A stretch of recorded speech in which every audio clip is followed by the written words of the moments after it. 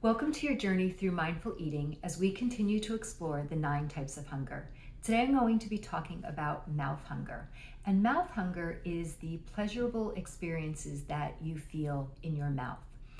What is pleasurable is a very individualized experience. You may love hot and spicy, and I might find it physically uncomfortable in my mouth. What your mouth experiences as pleasurable is based on 4 different factors. 1 is genetics, 2 is your family history with food or habits, the 3rd is cultural traditions, and the 4th is conditioning. The association of these factors will determine if you find food to be pleasant or unpleasant. An example of genetic conditioning is the food or the herb cilantro. 90% of us will find cilantro to be extraordinarily enjoyable in Asian or Mexican food. 10% of us will find it very unpleasant and will describe the flavor of cilantro to be either tasting like dish soap or burnt rubber. An example of cultural traditions is in Africa, where fried termites is something that is an everyday food that they gravitate towards. As Americans, we would find it extraordinarily distasteful, and some of us might not even be willing to taste or explore that. Another type of conditioning is, or another example of conditioning is a simple peach. If you grew up with an access to a farm stand, you might find the peaches there to be sweet and juicy, soft.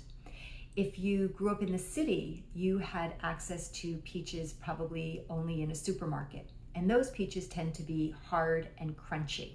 So depending on which one you were accustomed to is the one that you're going to find more pleasurable. For me, I'm a farm stand girl. I stay away from peaches that are hard and crunchy because I don't find them enjoyable or satisfying at all.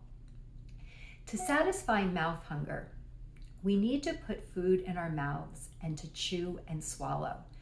We need to feel that actual satisfaction of the experience of the food in our mouth. We need to invite our minds in as well.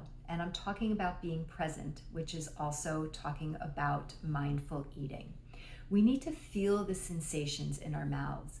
When we become distracted or eat mindlessly, if we're multitasking, if we're on the phone, we're texting, we're working, whatever it is, as soon as we lose attention to the experience of our mouth, we end up becoming unsatisfied and we don't have that mouth satisfaction.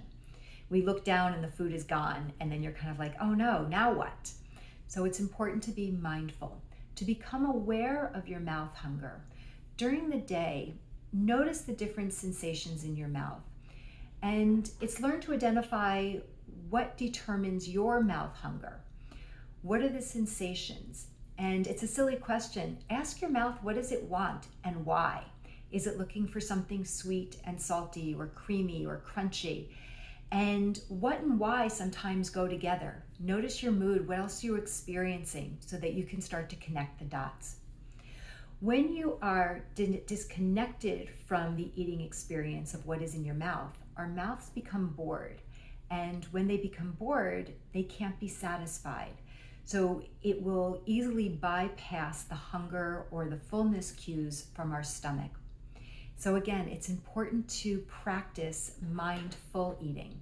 And if you're not experienced with mindful eating, please be sure to click in the notes the link to my 5-day mindful eating experience, because that will further enhance your ability to learn about the different types of hunger. And this week, it's really important to explore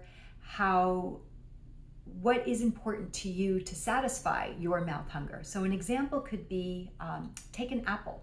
You can bite into an apple and experience the crunch and the tart, sweetness, whatever that particular apple offers to you. And then compare it to eating applesauce.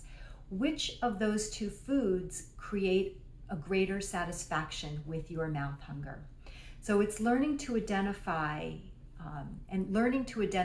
the different types of hunger takes practice and patience. And noticing the different types of hunger is really the key to be able to create satisfaction. And satisfaction is the hub of intuitive eating, which is the path to being able to undiet your life. So thank you for watching, and tune in next week when I talk about stomach hunger.